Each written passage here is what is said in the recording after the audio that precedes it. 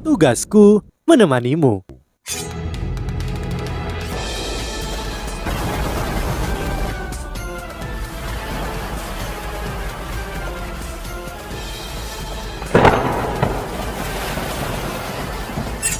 Hai sahabat Pasuk, kembali lagi bersama alur cerita versi novel Solen 2 Sekte Tang yang tak tertandingi. Jangan lupa like, subscribe, dan nyalakan tanda lonceng. Mari kita lanjutkan. Terima kasih Lembah Cinta. Terima kasih. Anda membiarkanku menjalani ini sekali lagi. Terima kasih telah memberiku kesempatan ini. Aku bersedia memulai lagi dari sini. Terima kasih. Susansi memasuki tempat ritual dan menuju ranjang. Jiang Nanan sudah ada di sana.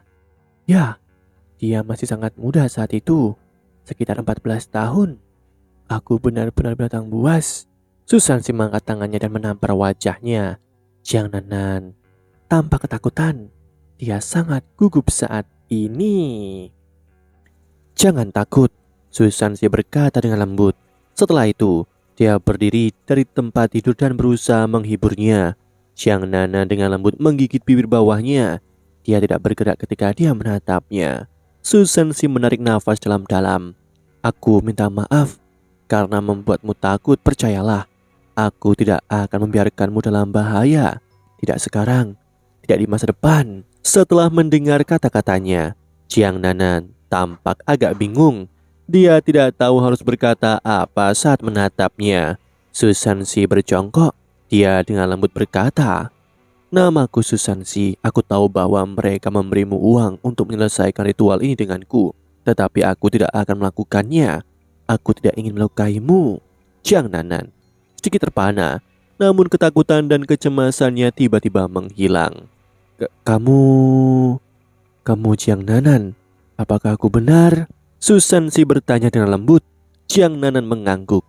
Dia berada di bawah selimut ketika Susansi menunjuk ke arahnya dan berkata, "Aku akan pergi ke satu sisi. Kamu bisa mengenakan pakaianmu. Aku pikir kamu akan merasa lebih aman seperti ini. Kita bisa mengobrol setelahnya untuk menenangkan mereka. Aku tidak bisa meninggalkan ruangan ini malam ini." Jiang Nanan jelas tertegun. "Tapi jiwa bela dirimu harus..." Susansi memotongnya. "Aku tidak bisa menjadi binatang buas, bahkan jika itu masalahnya. Sudah kubilang, aku tidak akan menyakitimu. Tidak sekarang, tidak di masa depan. Bagaimana mungkin kebangkitan jiwa bela diriku dibandingkan denganmu?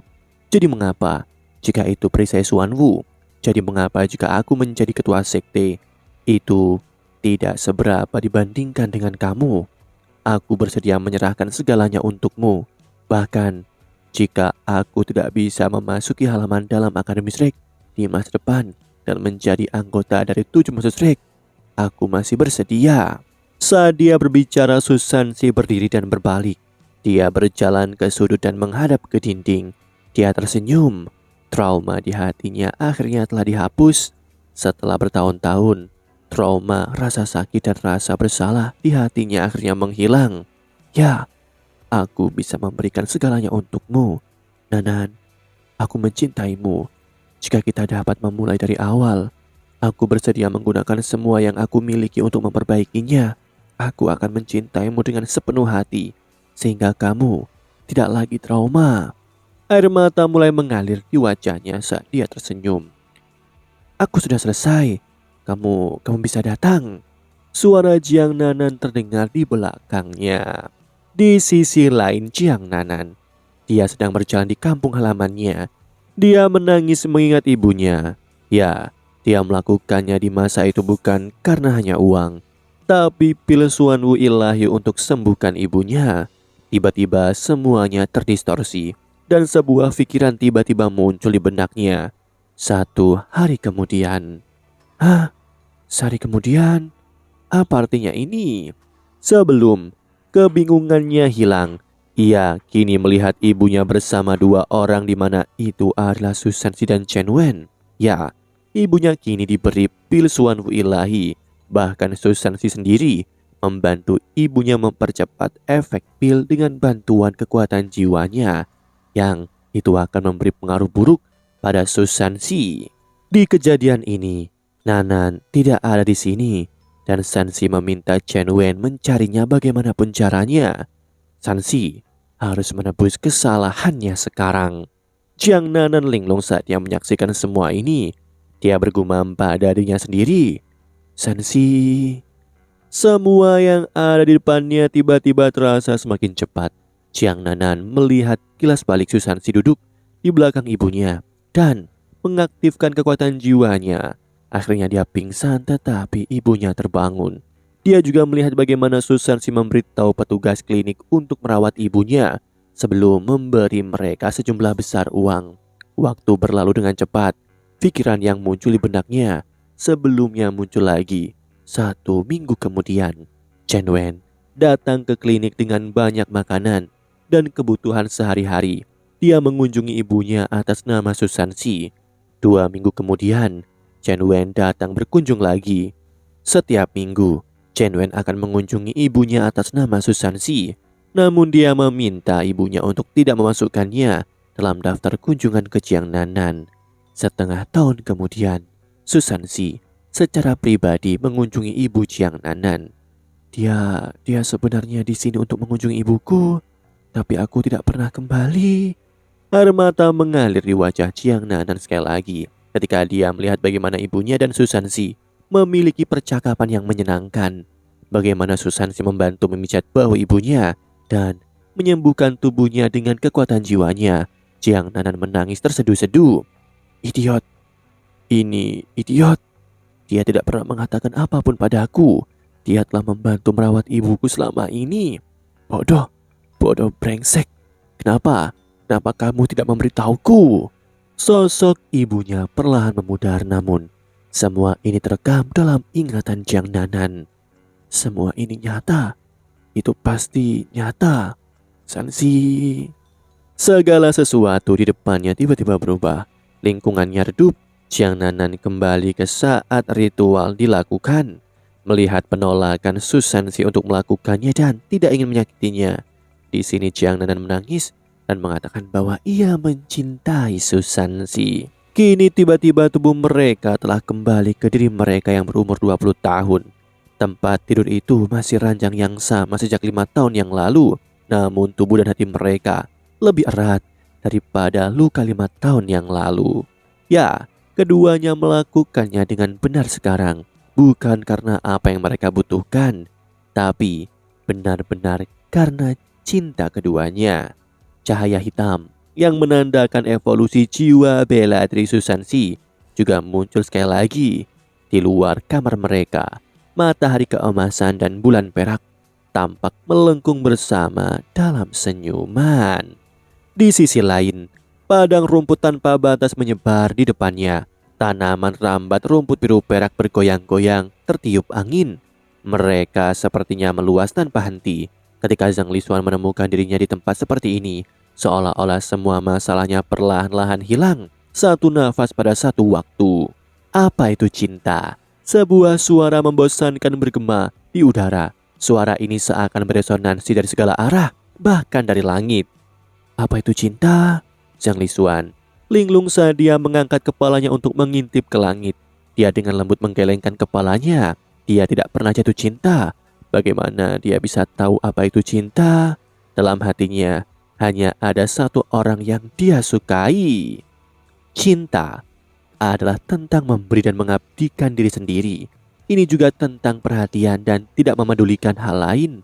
Suara nyaring tiba-tiba menjadi lembut, seolah-olah itu adalah angin sepoi-sepoi menyapu dia, menghibur jiwanya. Cinta itu egois, posesif, dan hadir di mana-mana. Itu juga akar dari banyak rasa sakit. Namun, kita tidak bisa hidup tanpa cinta. Kehidupan tanpa cinta tidak lengkap. Apakah kamu mengerti?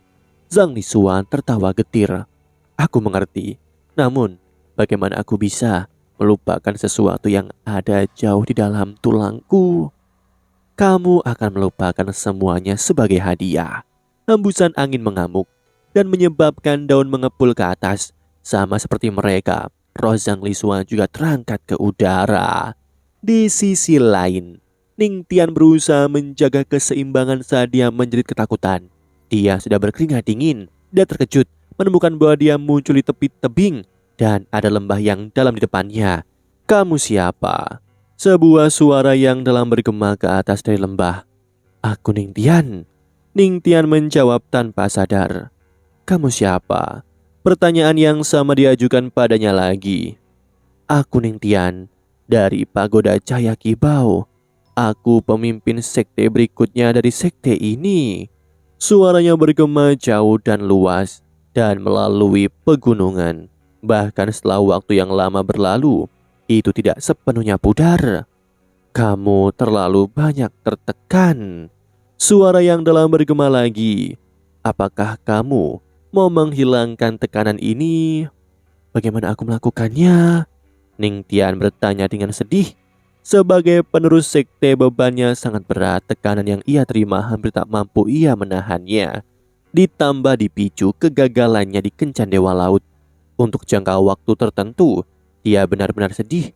Pada saat itu, hanya Wu Feng yang tetap berada di sisinya. Wu Feng marah pada Yu Hao dan berkultivasi bahkan lebih tanpa lelah darinya. Namun bahkan ketika Ning Tian melihat semua ini, dia masih memperlakukan Wu Feng sebagai saudara perempuannya. "Kamu bisa menghilangkan semua tekananmu dengan melompat dari tebing ini." Suara yang dalam bergema lagi. Itu memintanya untuk mati. "Kematian?" Ning Tian tertawa. Saat dia melompat, dia sepertinya mendengar teriakan tragis. "Tidak! Maafkan aku, Wu Feng. Jika ada kehidupan lain, aku akan menjadi seorang pria dan akan melindungi dan menjagamu. Kamu akan menjadi istriku. Kita akan mengatur keluarga bersama-sama dan aku akan memastikan untuk mencintai dan membayar untuk semua cinta yang telah kamu tunjukkan selama ini." Air mata mulai mengalir di udara di atasnya. Itu membentuk manik-manik berbentuk mutiara di udara. Meskipun dia jatuh bebas, Nintian menyadari bahwa suara itu benar. Tekanan yang dia rasakan tampaknya telah lenyap pada saat ini. Tidak ada yang tampak penting baginya lagi. Di sisi Wu Feng, "Ikuti dia jika kamu benar-benar mencintainya.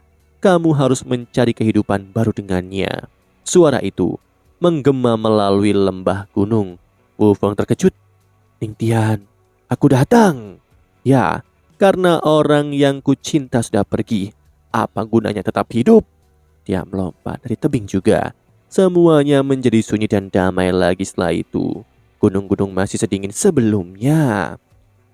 Di sisi lain, Bebe berdiri di suatu tempat yang asing baginya.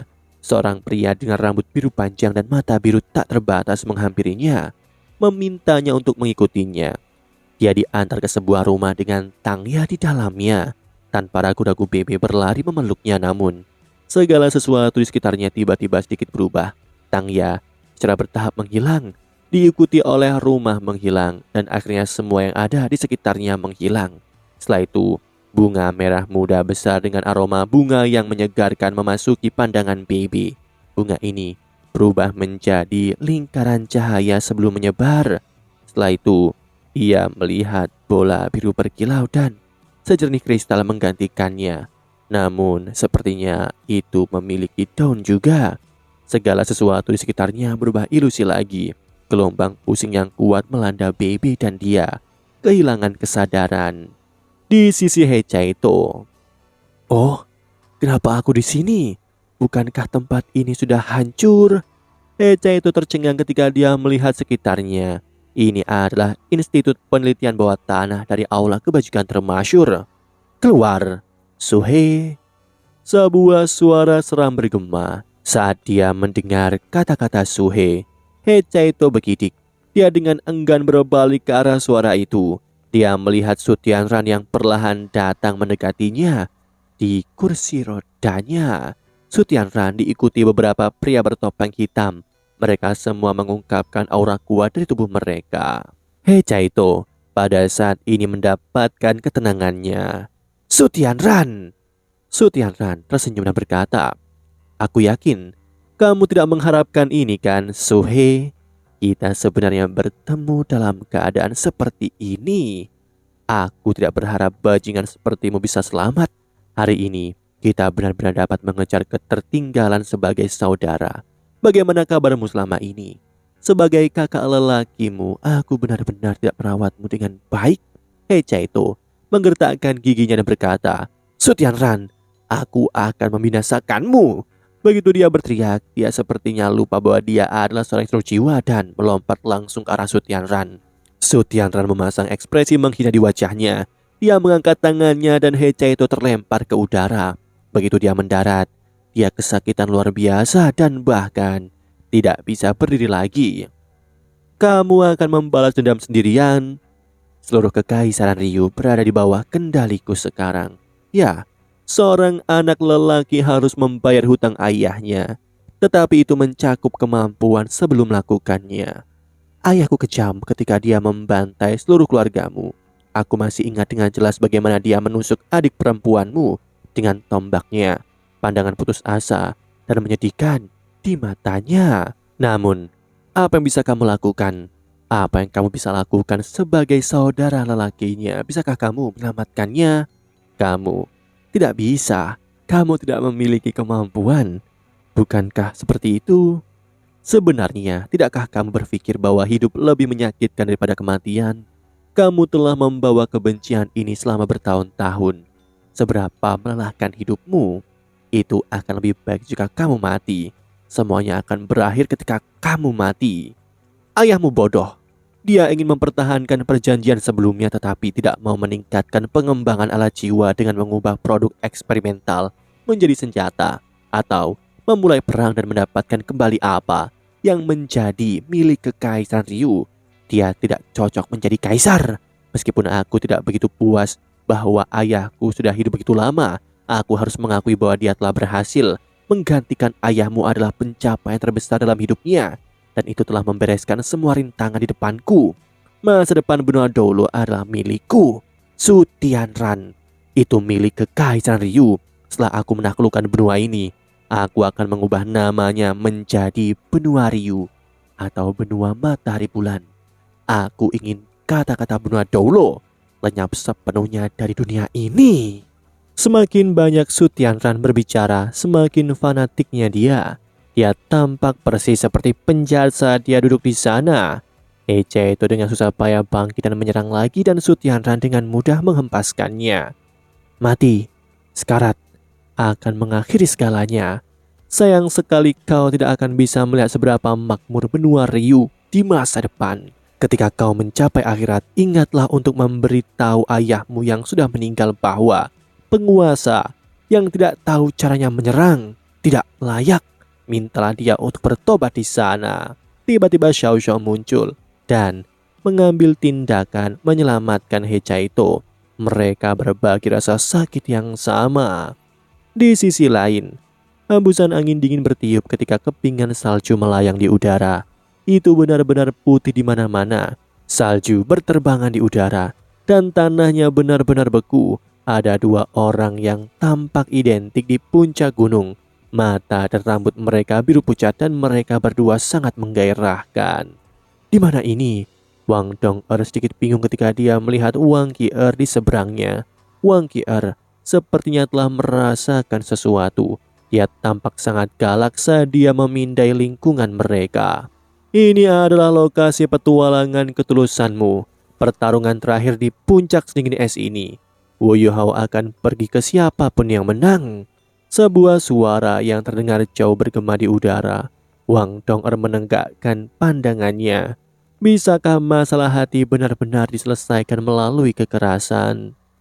Ini cara terbaik untuk menyelesaikan masalah.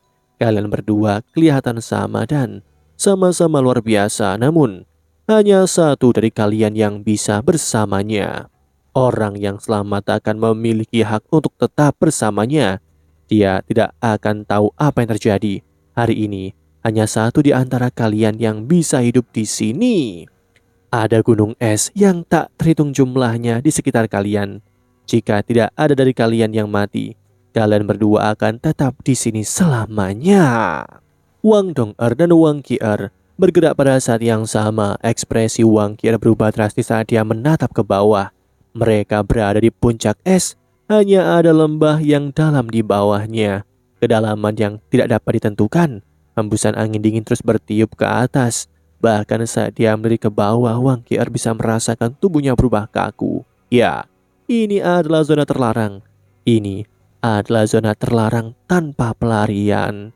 Dibandingkan dengan Wang Qier, Wang Dong'er tampak sangat tenang begitu dia melirik ke bawah. Dia perlahan menuju Wang Qier dan duduk di tengah-tengah puncak es.